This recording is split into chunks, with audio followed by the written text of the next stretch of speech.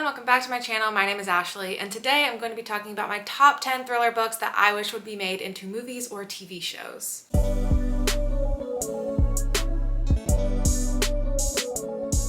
I've done this recently in the past with horror books that I wish would be made into movies or TV shows, and then I just found out last week that one of the books I mentioned on that video, which is one of my favorite horror books of all time, is being made into a movie by M. Night Shyamalan as well, which is wild. I'm not saying I controlled that, but hey, manifestation.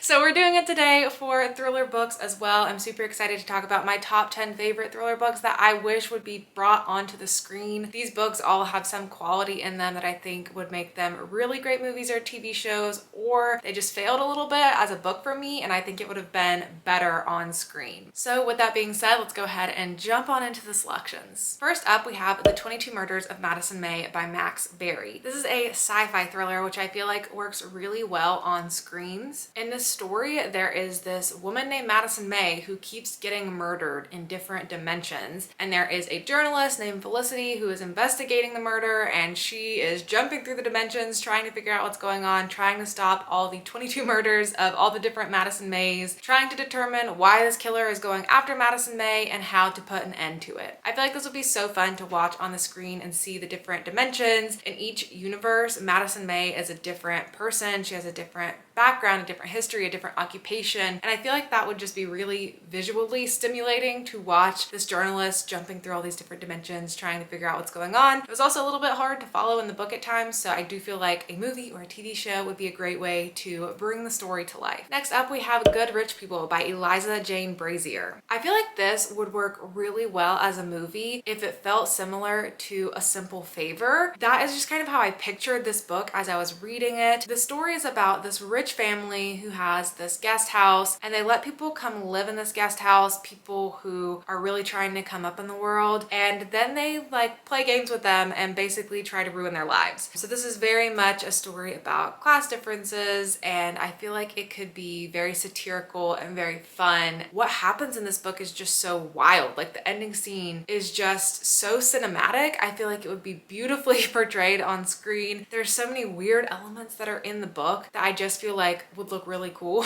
to see that played out. And if you get the same people behind it that were behind A Simple Favor, I feel like it would really come to life super well. Next up, we have Finlay Donovan is Killing It by Elle Cosimano. This is a book that I didn't love as much, but I could totally see this being a really successful TV show, because as I was reading it, it really reminded me of the TV show Dead to Me, which is on Netflix. And I think it could be another great mystery, comedy, satirical type show like Dead to Me is. This is a story about this woman who's writing a book, and she's talking with someone in a Panera about the plot of her book. She's talking about killing a character off, but the way she's talking about it makes it seem like she may be talking about actually killing someone. And then a stranger approaches her in Panera and wants to hire her to kill someone because she thinks she's an assassin for hire. This just upends Finlay Donovan's entire life. It becomes this whirlwind comedy of just disasters that she's getting herself into and trying to get herself out of. She's also a mom. She's also a tired mom, and so she's got a very relatable character that is just being put through this crazy turn of events, and her life is completely turned upside down. And I feel like it would be a really good TV show. I didn't love the book as much because I just haven't been able to enjoy comedy mystery thrillers in the book form as much as I have on the screen, but I really love that in TV shows, so I think it would really be successful there. And it's also a book series, so there's plenty of material to make plenty of seasons of a TV show. The next two books are from the same author, and I think this author writes really cinematic books that would play out really well on screen, and that is Riley Sager. I think all of Riley Sager's books would be really great movies. He writes books inspired by movies, and so it just makes sense that they would translate well to screen as well. But if I had to pick two of them that I would wish to see on the screen, I would have to say his newest book, The House Across the Lake, and an older one, Lock Every Door. Now, these are not my two favorite Riley Sager books. My two favorites are Lock Every Door and Home Before Dark, but I don't really feel the need to see Home Before Dark on the screen screen because it feels so similar to the Haunting of Hill House show to me that I feel like I've already seen it done super well and that it couldn't be beat. Lock Every Door I think would be a super fun TV show. I could definitely see this being picked up by Hulu. This is a story about this woman who is moving into this apartment building in New York to be an apartment sitter. It's an apartment building for super rich people. There are a ton of rules and restrictions. She can't have other people in. She can't post photos of it. There's just all these stuffy rules that seem kind of like they make sense, but they also seem a little bit over the top. And then after she's in the apartment building for a while, she starts to realize there's some sketchy things going on in the building. Like I said, this is one of my favorite Riley Sager books, so I'm a little bit biased. I'm wanting to see this one on screen, but I also think it would be a really fun one to watch just with the apartment building vibes and all the creepy things going on in the building. I just feel like it would be so fun. And I would also say The House Across the Lake would be good to see on the screens, not because it's one of my favorites. It's actually one of my least favorite books from him, but I do think this would be a more successful movie than it was in book form, at least for me. I think the twist in this book is very conducive for screens. I think it could be very interesting to see played out that way. There is a similar style of book that has been adapted that I think did a great job on the screen as well, but I don't want to give it away because I don't want to potentially spoil this book for you. But if you know, you probably know. And yeah, I feel like this one could just play out really well on screen.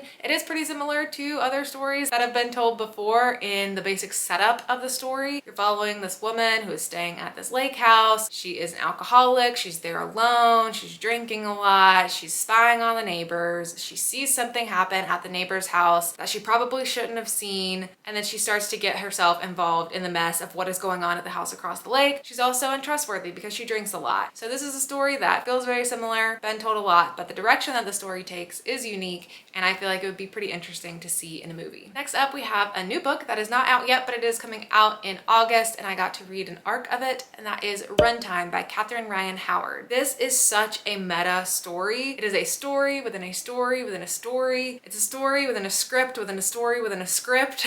And I feel like it would be way easier to follow on screen, but also really interesting to follow on screen because it's a story about a movie being put together. In this story, you're following this actress named Adele, who is from Ireland. She has been a child actress. She has had a long career, and then something bad happens in her career that makes her feel like she's not going to be able to have any more acting opportunities, and she really wants to get away from the situation. So she decides to move to LA for a bit to try to build her career over there, where maybe people won't know about her and what happened when she was an actress in Ireland. But that's not going super well for her. And then one day she gets a call back from Ireland asking her to come be a last-minute actress on this horror film that is being put together. And so, desperate as she is, she decides to go and do that. The horror film that is being made is set at this cabin. It is called Final Draft, and she is playing this character named Kate in the script, who is going to stay at this cabin with her boyfriend in the middle of nowhere, and then bad things start to happen when they get there. Within that story, what is happening that is bad is she finds books on the shelves for this book called Final Draft, which is the name of the film that they're making. And the book is about a woman going to stay at a cabin with her boyfriend and bad things start to happen. And within the world of the movie and Kate's character, the same things that are happening in the book that she's reading starts happening to her. And then in Adele's world, as she is acting as this character who is reading this book where things are happening to her, those things also start happening to Adele. And she doesn't know what's happening on the set, and it seems like she is in danger as the story's elements start to continue to come to life for her. It sounds really confusing. It is pretty confusing, but it's not too terribly hard to follow in the book. But I had a really good time with this book. I love the setting of it. I love the concept. I love that it kept getting more and more meta. I thought it was a ton of fun, and I think it would be so fun to watch on screen, to see someone putting a movie together, and within the movie there's a book, and you could have like the scenes that are bringing the book to life, and I feel like it would translate a little bit easier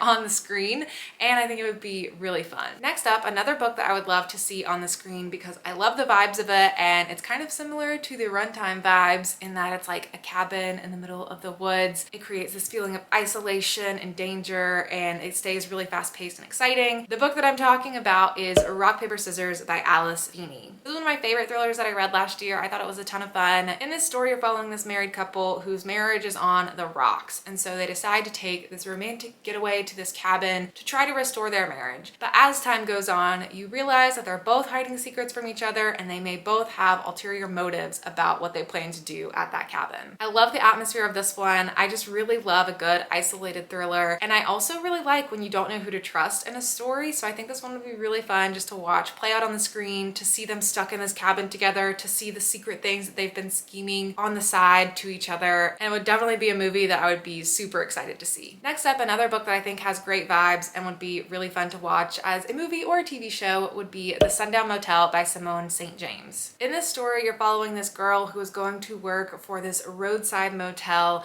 because 35 years ago, her aunt was working in this hotel and she went missing. And so now the girl wants to go retrace her aunt's footsteps, go work in this motel, and potentially try to figure out what happened to her aunt. I feel like we don't get enough movies and TV shows set at motels. A motel, like a creepy roadside motel, can be such a good setting and we just don't get enough of it. I'm thinking like the Bates Motel, like have this story come into the Bates Motel vibes, and I feel like it would be so very fun to watch. I haven't read everything Simone St. James has written, but everything that I have read from her follows a similar format where you're following two different timelines, and there's also the potential for, is there something supernatural going on or is there a real life explanation? And so I feel like it would be really fun to watch the two different timelines play out in like a TV series following this story, and you could see what the motel looked like then and what it looks like now. You could have two different vibes, like the 80s vibes and the present day vibes, and then all the potential spooky paranormal things happening in it as well. I just feel like this one would be so fun. And then the last two books that I put on this list are both from the same author, but they just are both so good, and I would love to see these as movie or TV shows. The author is Stuart Turton, and the books are The 7.5 Deaths of Evelyn Hardcastle and The Devil and the Dark Water. Both of these books just are immaculate vibes. I just love the way that they're set up. I love the way they're written. The stories are so interesting. The characters are so interesting. I am just obsessed with Stuart Turton's writing, and I think his books would make such good movies. So first, starting with The 7.5 Deaths of Evelyn Hardcastle. For this one, my reasoning is kind of similar to the first book that I mentioned on this list, The 22 Murders of Madison May, because this one has a sort of playing with time and space element that I think would be really interesting to watch unfold on the screen, and would be really interesting to see how they would bring it to life. What's happening in this story is there is this party that is going on, and at the party, Evelyn Hardcastle gets murdered. But this day keeps happening again and again and again, Groundhog Day style, and the main character you're following keeps reliving the day in the bodies and perspectives of different guests at the party to try to piece together who killed Evelyn Hardcastle and why. Sounds a little confusing, but it was actually not too hard to follow in the book form, but I think it would be really cool to watch in the movie. It has the same sort of vibes as like Knives Out, and I feel like that style of murder mystery party, like the Clue kind of atmosphere, is really popular right now, and it has that same kind of atmosphere as well, and it would be so fun to see how the actors had to keep acting differently depending on when that character is supposed to be in them versus when they're just their normal character.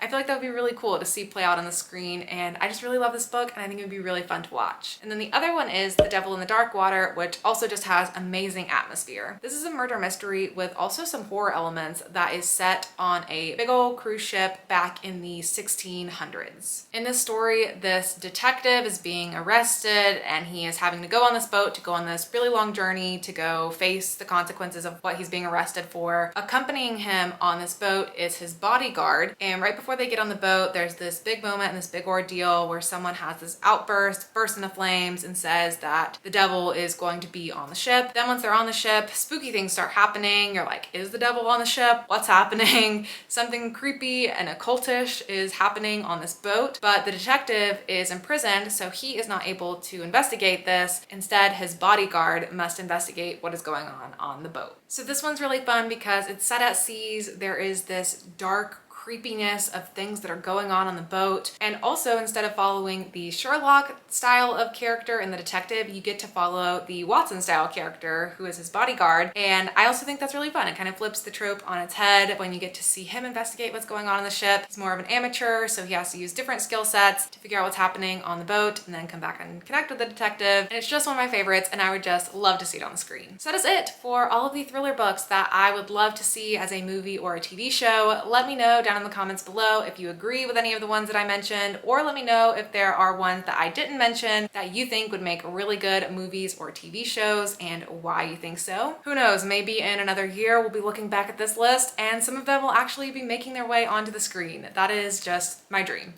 Also, if you want to leave an emoji down in the comments below to let me know that you got to the end of the video. Today, let's do anything related to a movie. So like the movie, card clicker thing or a movie camera, anything that just gives off movie vibes, maybe popcorn, anything that fits the theme. But that is it for me. Thank you so much for watching, and I'll see you on my next video. Bye.